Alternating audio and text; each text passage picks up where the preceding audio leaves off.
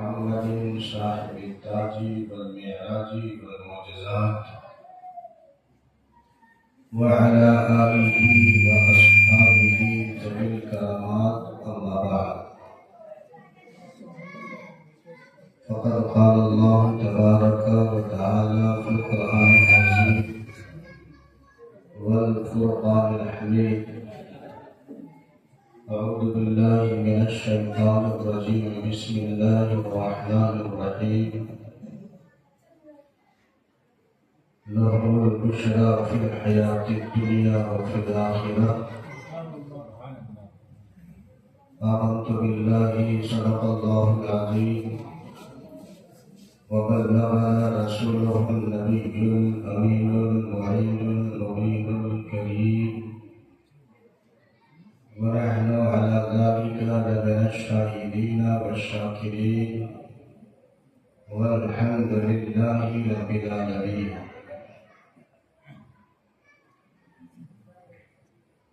تیری نگاہ کے امیدوار ہم بھی ہیں، تیری نگاہ کے امیدوار ہم بھی ہیں، لیے ہوئے یہ دل بے قرار ہم بھی ہیں. تیری نگاہ کے امیدوار ہم بھی ہیں، لیے ہوئے یہ دل بے قرار ہم بھی ہیں. ہمارے دستے تمنا کی لاج بھی رکھنا، تیرے فقیروں میں ہے شہریار ہم بھی ہیں. اور جو سر پہ رکھنے کو مل جائے نال پاکی حضور، تو پھر کہیں گے کہ ہاں تاجدار ہم بھی ہیں. جگہ جگہ کے تمہیں تھک چکے ہیں ہنگامے، جگہ جگہ کے تمہیں تھک چکے ہیں ہنگامے. نشاط لذت خواب گرا بدل ڈالو، اور غلط روی سے منازل کا بول بڑھتا ہے. مسافروں رویش کارواں بدل ڈالو. ذرا بڑی مسرت اور شادمانی کی بات ہے کہ اس وقت ہم اور آپ خانقاہ فریدیہ محمودیہ میں تشریف رکھتے ہیں. اللہ تعالی ہمارے اور آپ کی اس حاضری کو قبول فرمائے، اور اس سے طیب الاولیاء کے فیضان سے ہم سبوں کو مالا مال فرمائے. الحمدللہ اس وقت ہمارے اور آپ کے درمیان ایک ایسی شخصیت جلوہ فکر ہے جس کو دنیا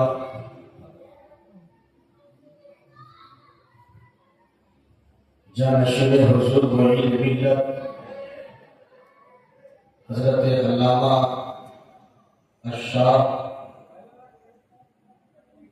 سعید الرحمن صاحب فریدی، الحمدللہ یہ ایسی شخصیت ہے کہ جس طرح ایک گھنے اور پھلدار درخت سے اللہ کی بے شمار مخلوق اپنی حیثیت اور استطاعت کے مطابق نفع حاصل کرنے کی کوشش کرتی ہے.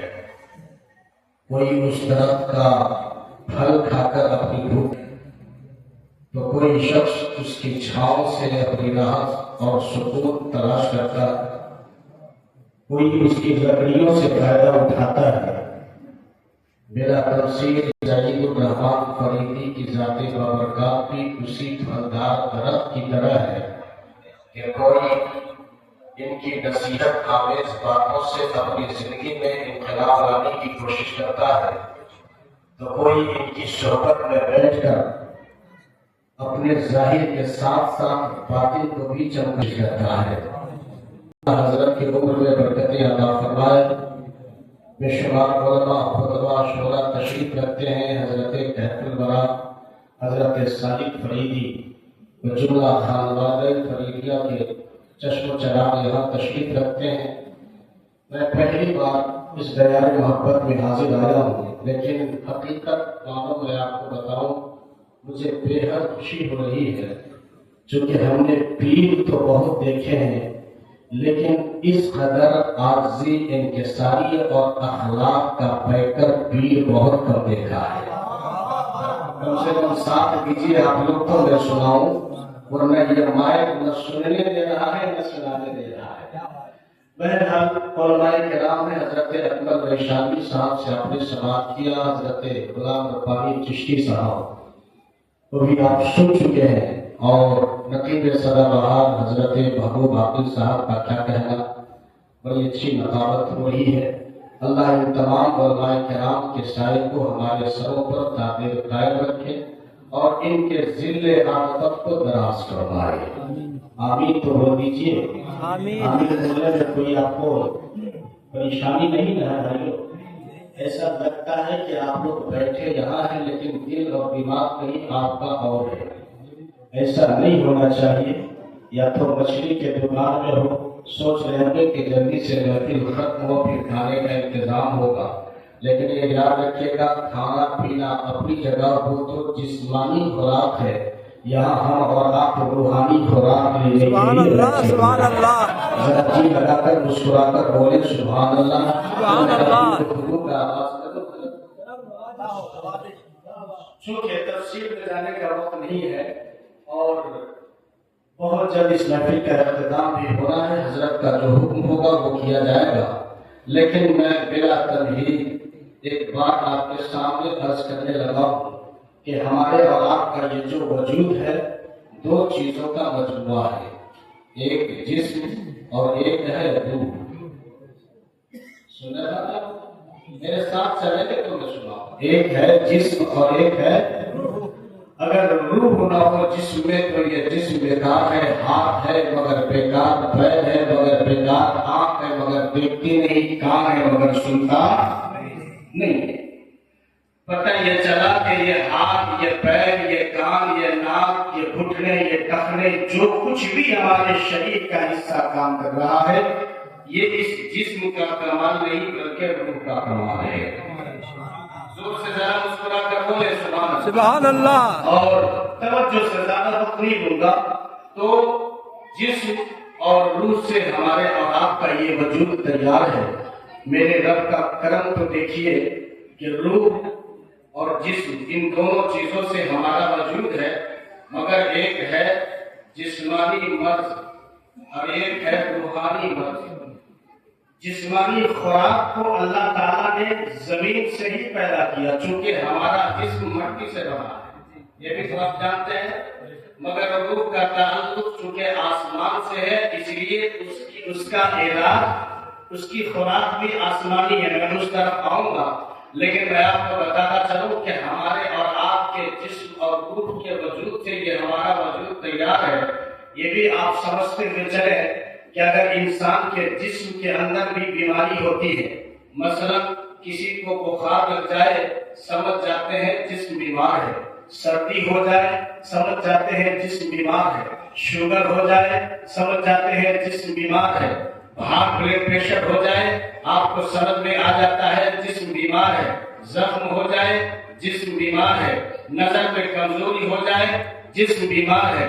اور اگر جسم میں بیماری پیدا ہو تو اس وقت ہمیں اور آپ کو ڈاکٹر کا سہارا لینا پڑتا ہے، اس وقت طبیب کا سہارا لینا پڑتا ہے، اس وقت حکیم کا سہارا لینا پڑتا ہے۔ ٹھیک اسی طرح سے روحانی بیماریاں بھی ہوتی ہیں۔ جسمانی بیماری تو آپ سمجھ چکے ہیں، مگر روحانی بیماری کیا ہے میں آپ کو بتا دوں۔ جھوٹ بولنا یہ جسم روحانی بیماری ہے، غیبت کرنا روحانی بیماری ہے، کسی کی شکایت کرنا روحانی بیماری ہے، کسی پر تہمت لگانا روحانی بیماری ہے، کسی کی چغلی کرنا روحانی بیماری ہے، نماز میں سستی کرنا روحانی بیماری ہے، کسی پر بہتان لگانا یہ روحانی بیماری ہے۔ اس طرح سے بے شمار روحانی بیماریاں ہیں، لیکن حضرات محترم اگر روحانی بیماری ہو تو وہاں اس کا علاج کیسے ہوگا؟ روحانی بیماری ہو اس کا علاج کس طرح سے ممکن ہے؟ تو مجھے بتانے دیجئے کہ اگر جسمانی بیماری ہو جائے، اگر ہمیں شوگر ہو جائے تو ڈاکٹر کا سہارا لینا پڑتا ہے، اگر بلڈ پریشر ہو جائے تو ہمیں ڈاکٹر اور حکیم کا سہارا لینا پڑتا ہے، فیور ہو جائے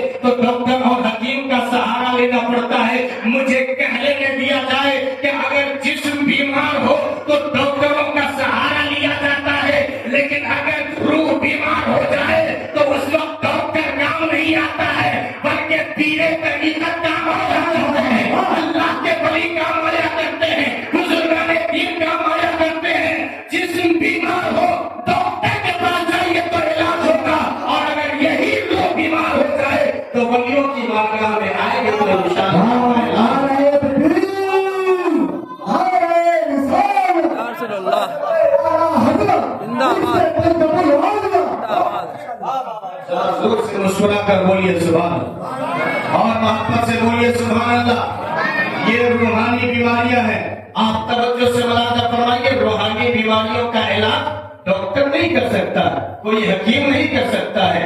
روحانی بیماریوں کا علاج آپ کو پیر صاحب کی بارگاہ میں آ کر کرنا ہوگا۔ اب آپ سوچیں گے کہ پیر صاحب کے پاس آنے سے ہمیں کیا فائدہ ہوگا، کس طرح سے فائدہ ملے گا، کس طرح سے ہم نفع حاصل کر سکتے ہیں۔ میں آپ کو بتاتا چلوں کہ اگر آپ پیر کے پاس آتے ہیں، پیر وہ ہوتا ہے جو آپ کو رب سے ملا دیتا ہے، پیر وہ ہوتا ہے جو آپ کو خدا کی بندگی کی طرف چھڑا دیتا ہے۔ سچا پیر وہ ہوتا ہے جس کی نظر کسی کے جیب میں نہیں ہوتی ہے، بلکہ سچے پیر کی نظر مریدوں کے دل پر ہوتی ہے۔ پیر کی نظر رکھتی ہے تو پھر اس کا دل جلاتا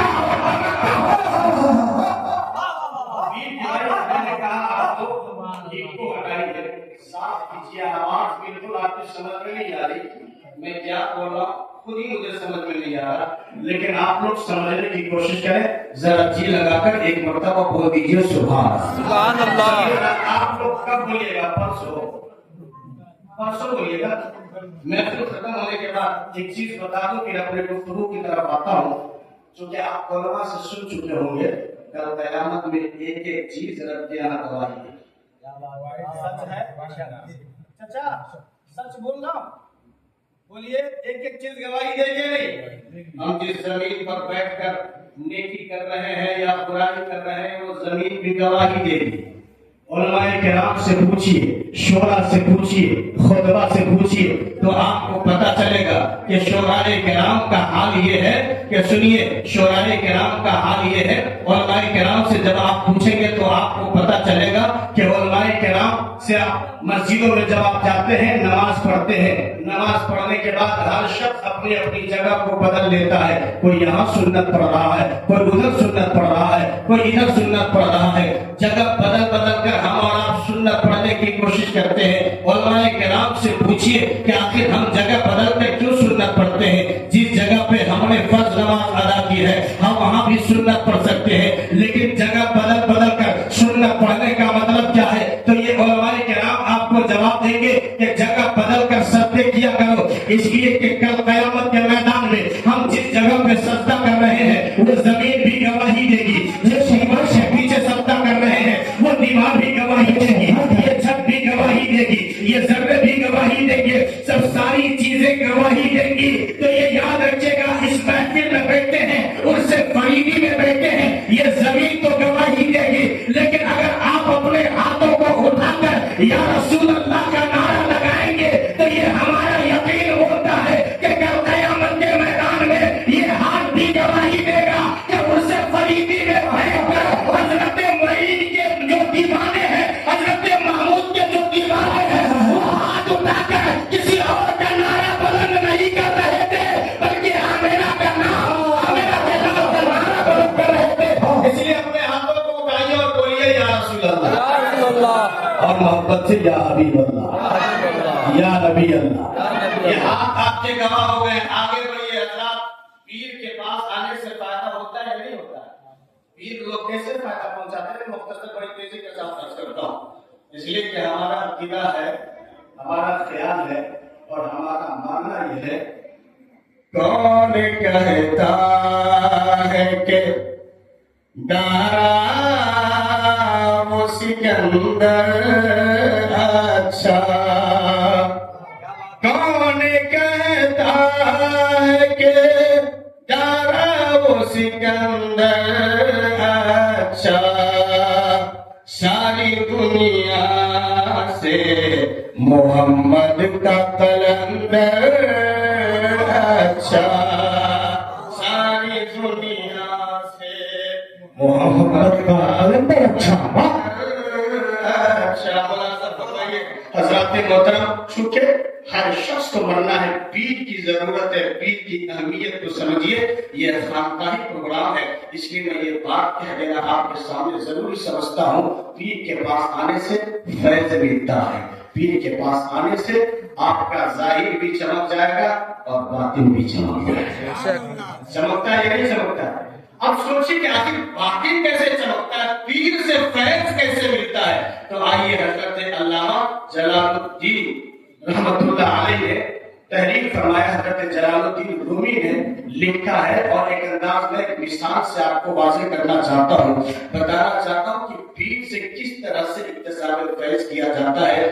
آپ یہ جانتے ہوئے چلیں کہ جس طرح ایک ماں اپنے بچے سے محبت کرتی ہے، اسی طرح پیر بھی اپنے مریدوں سے محبت کرتا ہے۔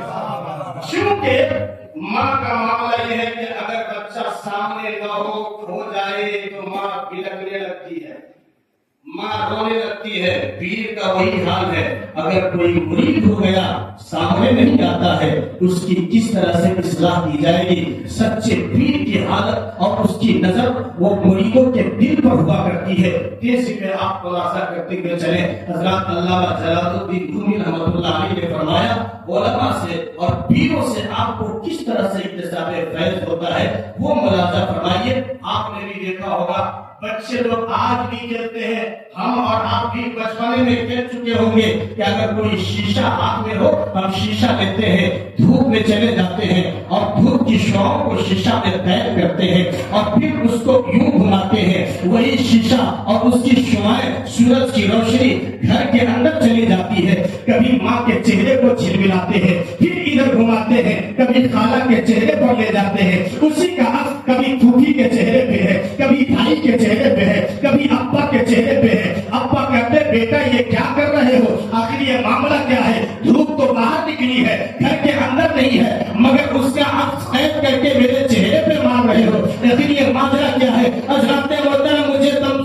سمجھانے دیا جائے اور یہ بتانے دیا جائے کہ جس طرح بچپن میں اگر کوئی بچہ ہاتھ میں شیشہ لے کر دھوپ کی شعاؤں کو قید کرتا ہے اور پھر اس کی روشنی کو کبھی خالہ کے چہرے پہ ڈالتا ہے، کبھی ماں کے چہرے پر ڈالتا ہے، کبھی پھوپھی کے چہرے پر ڈالتا ہے، حضرات اصل روشنی وہ شیشہ کی نہیں ہوتی ہے، بلکہ اصل روشنی تو سورج کی ہوا کرتی ہے۔ مجھے پہلے دیا جائے کہ اسی طرح سے ایک پیر ہے جو اپنی نظر کو کبھی اس مرید کے دل پر ڈالتا ہے، کبھی اس مرید کے دل پر ڈالتا ہے، اور ان کی نظر میں جو کمال آیا ہے ان کی اصل روشنی نہیں ہے، بلکہ یہ روشنی تو مدینے کے آقا سے آ رہی ہے، مصطفیٰ دار رحمت سے آ رہی ہے، جس کو نبی سے کنیکشن ہو جاتا ہے، نور وہاں سے آتا ہے۔ پیر کی جب نظر پڑتی ہے تو ایک مرید کا دل چمکتا اور دمکتا ہے۔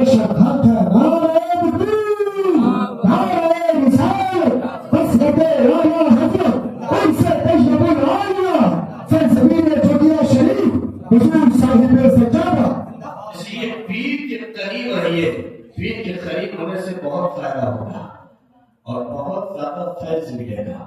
اب یہی چمک اور یہی نور جو میرے نبی علیہ السلام کی بارگاہ سے جو روشنی آ رہی ہے، یہی روشنی سے زمانہ چلے گا، اسی روشنی سے تو آسمان کے تارے چمک رہے ہیں، اسی روشنی سے تو سورج چمک رہا، اسی روشنی سے تو چاند چمک رہا ہے، اسی روشنی سے کائنات کا ذرہ ذرہ اور چپا چپا چمک رہا ہے۔ مجھے کہہ لینے دیا جائے کہ اسی روشنی سے ابو بکر بھی چمکے، اسی سے حضرت عمر فاروق اعظم بھی چمکے، اسی سے حضرت عثمان غنی بھی چمکے، اسی سے حضرت ابو ہریرہ بھی چمکے، اسی سے مولا کائنات بھی چمکے، اسی سے حضرت ابو ہریرہ بھی چمکے، اسی روشنی سے حضرت غوث اعظم بھی چمکے اور یزید بستامی بھی چمکے، اسی روشنی سے حضرت مخدوم کلیانی بھی چمکے، ثابت پاک کلیانی اور مخدوم اشرف سمرانی بھی چمکے، اسی نور سے اعلیٰ حضرت بھی چمکے اور اسی روشنی سے حضرت محمود بخش بھی چمکے، طیب الاولیاء بھی چمکے۔ اور یہی چمک جب بڑھتے بڑھتے بریلی کے تاجدار تک پہنچی تو میرے امام نے یہ پکار کر کہا، تمک چمک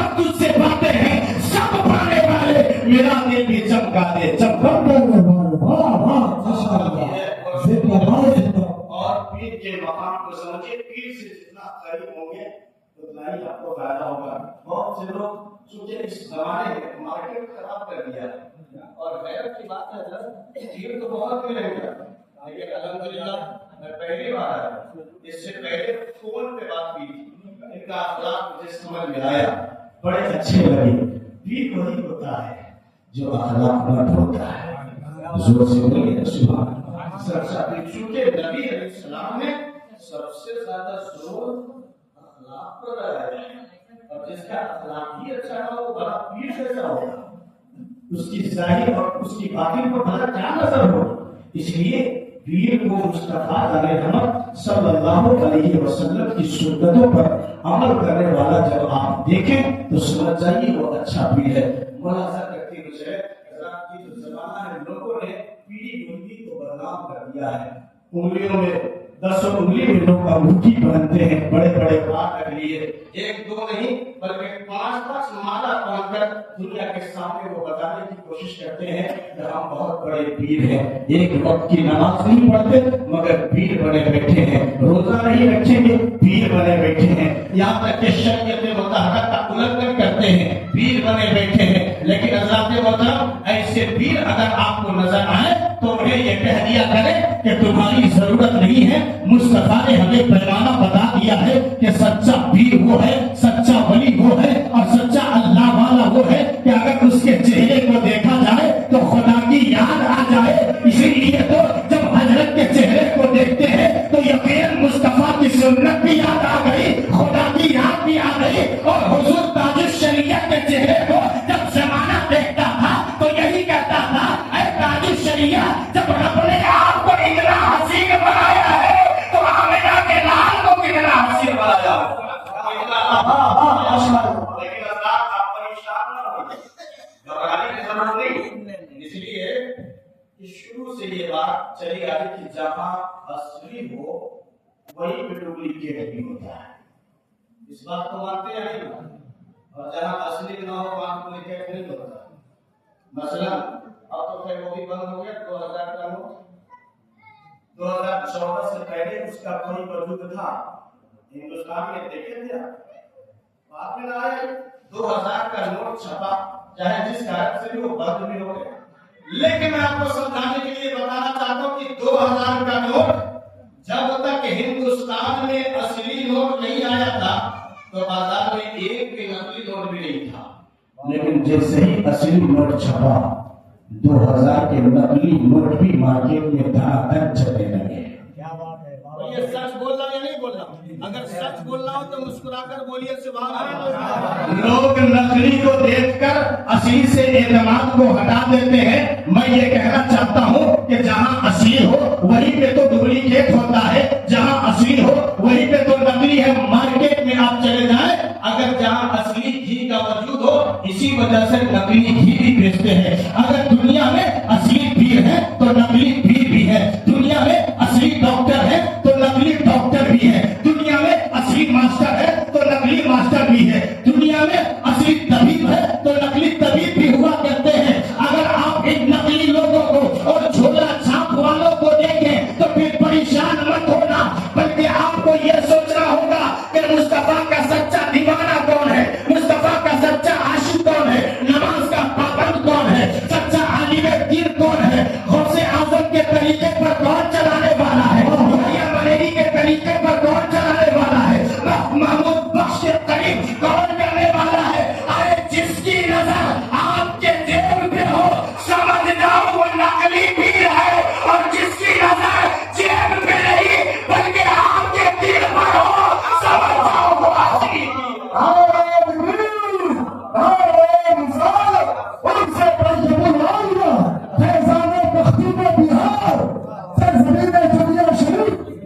اس لیے حضرات اصلی پیر کے قریب آئیے. الحمدللہ حضرت اس آیت کو اللہ دراز فرمائے. لیکن حضرات پیری اور مریدی کو سمجھنے کے لیے کافی وقت چاہیے. اسی کے ساتھ میں ایک بات اور عرض کر دیتا ہوں, سنیں گے آپ لوگ. بیٹھ جاؤ کیا یاد آپ کو ماشاء اللہ. اگر سننے کا ذوق ہے تو ایک مرتبہ بلند آواز سے بول دیجیے یا رسول اللہ، یا رسول اللہ، یا حبیب اللہ۔ مرادا فرمائیے حضرات محترم، حضرت امیر خسرو رحمت اللہ علیہ کا نام پوری دنیا میں کون ایسا مرید ہے جو حضرت امیر خسرو کو نہیں جانتا؟ اور اس زمانے کا کون ایسا پیر ہے جو امیر خسرو کو نہیں جانتا؟ جانتے ہیں آپ؟ ذرا زور سے بولیے مسکرا کر سبحان اللہ۔ حضرت امیر خسرو رحمت اللہ علیہ جو حضرت نظام الدین اولیاء کے مرید، پیر کتنا کمال والا ہے اور مرید بھی کتنا کمال والا ہے۔ اللہ اکبر، جواب نہیں۔ حضرات سچ سے پیر کے قریب ہو جائیے۔ دنیا میں ایسے سے بھی لوگ ملیں گے جو پیر سے مرید ہونے کے پیچھے آتے ہیں، جب یہ غریب ہے مرید ہو جائیں گے تو حضرت دعا کریں گے تو آزاد ہو جائیں گے۔ یہ نیت ہوتی ہے۔ بہت سے لوگوں کی یہ سوچ ہوتی ہے کہ بھائی بہت طرح طرح کی پریشانیوں میں ہم ہیں، پیر صاحب سے مرید ہوں گے تو پریشانی ختم ہو جائے گی، اور اگر پریشانی خدا نہ خواستہ ختم نہ ہوئی تو کہتے ہیں کہ پیر ٹھیک نہیں ہے۔ اچھے پیر کو بھی لوگ غلط بنا دیتے ہیں۔ ایسا ہے کیونکہ آپ کی نیت خراب ہے، پیر صاحب کی نیت خراب نہیں۔ پیر صاحب کی نظر ایک ایک چیز کی ہوتی ہے۔ آپ یہ مت سمجھنا کہ پیر صاحب کو کوئی خبر نہیں ہے، یہ جانتے سب ہیں، یہ اور باتیں کہ بولتے نہیں ہیں۔ یہ بولتے نہیں ہے۔ جو سچا پیر ہوگا وہ ضرور جانے گا۔ تیزی کے ساتھ نوازت فرمائیے۔ حضرت سلیمان خوشی رحمۃ اللہ علیہ بہت بڑے پائے کے ولی گزرے ہیں اور پہنچے ہوئے اللہ کے فقیر ہیں، مگر ایک مرتبے کی بات ہے، ان کا ایک شخص مرید تھا اور وہ حضرت سلیمان اسی کی خدمت کیا کرتا